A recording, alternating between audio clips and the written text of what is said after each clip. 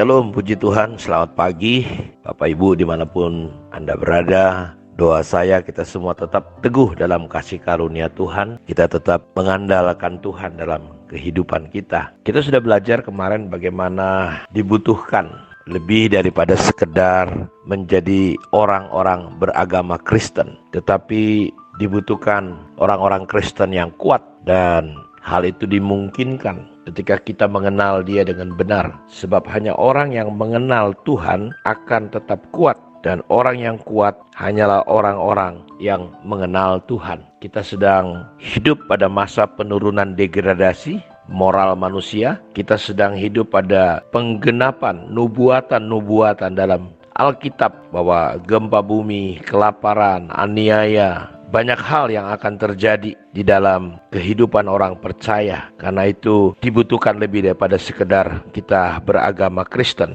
Dalam kitab Daniel pasal 11 ayat 32, dan orang-orang yang berlaku fasik terhadap perjanjian akan dibujuknya sampai murtad dengan kata-kata licin. Tetapi umat yang mengenal Allahnya akan tetap kuat dan bertindak. Masa-masa yang sulit, masa-masa yang menyesatkan pasti akan terjadi, sudah terjadi dan sedang terjadi. Tetapi orang-orang percaya yang memiliki pengenalan akan Tuhan, memiliki pemahaman, memiliki hubungan yang baik, benar, karena iman kita tidak akan pernah bisa melebihi pengenalan kita kepada Tuhan. Jadi jelas di sini Daniel mengatakan bahwa hanya orang yang memiliki pemahaman, pengenalan akan Allah lah yang akan tetap kuat, bisa tetap menjadi saksi, menjadi berkat dalam situasi pandemi yang terjadi, ekonomi tergoncang. Di Jepang gara-gara COVID-19, Bapak Ibu tahu yang mati karena COVID cuma 2.000, tetapi yang mati karena bunuh diri itu sampai 13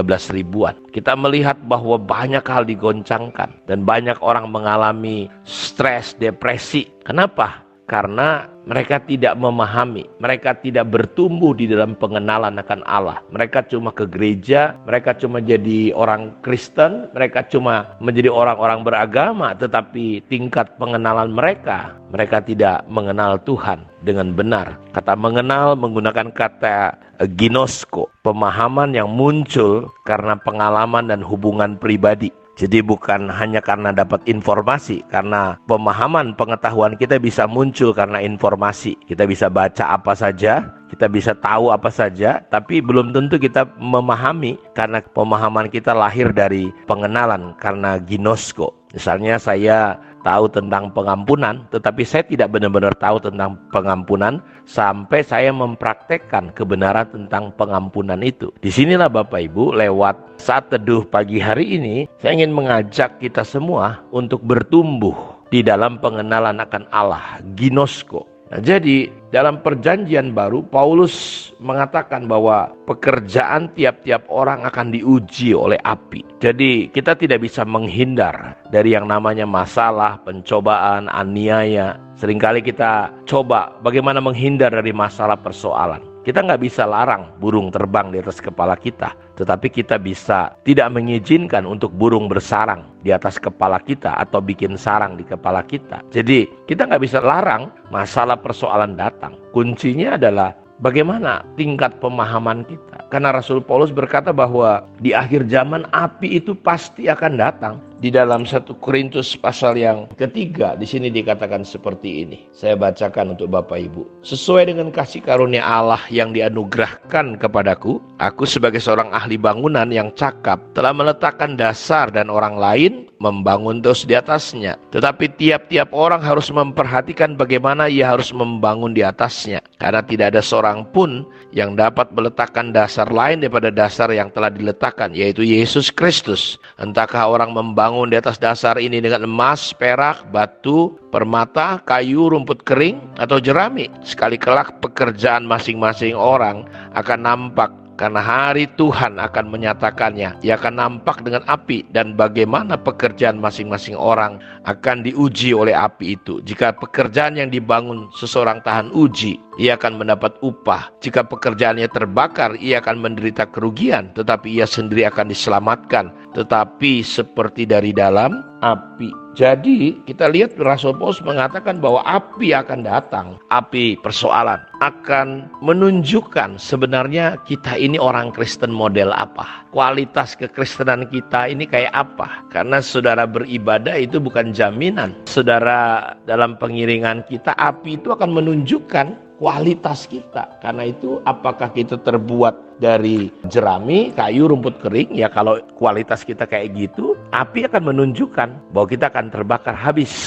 Beda dengan kalau dia emas, perak. Jadi api itu akan menunjukkan betul-betul siapa kita. Sama seperti Yesus berkata, dari buahnya kamu kenal. Buah itu menunjukkan pohonnya apa, jenis Kristen apa kita sebenarnya. Karena itu saya mau katakan bahwa pencobaan, ujian, kesulitan bukan masalah dalam hidup kita. Tetapi sebaliknya ujian akan menjadi pupuk yang dapat menyuburkan iman kekristenan kita. Seperti apakah orang yang kuat di dalam Tuhan? Ini penting Bapak Ibu, kita mendefinisikan dengan benar. Kayak apa sih orang Kristen yang kuat? Apakah dia seorang yang pintar, hebat, berkhotbah, atau orang yang aktif dalam gereja? Tentu hal itu bukanlah pengukur. Definisi seorang yang kuat atau tidak di dalam Tuhan itu bukan ukuran. Tetapi orang yang kuat dalam Tuhan adalah orang yang bertumbuh dan bereaksi seperti Kristus walaupun sedang dalam keadaan tekanan yang berat. Orang yang kuat adalah orang yang tetap positif dalam situasi yang negatif.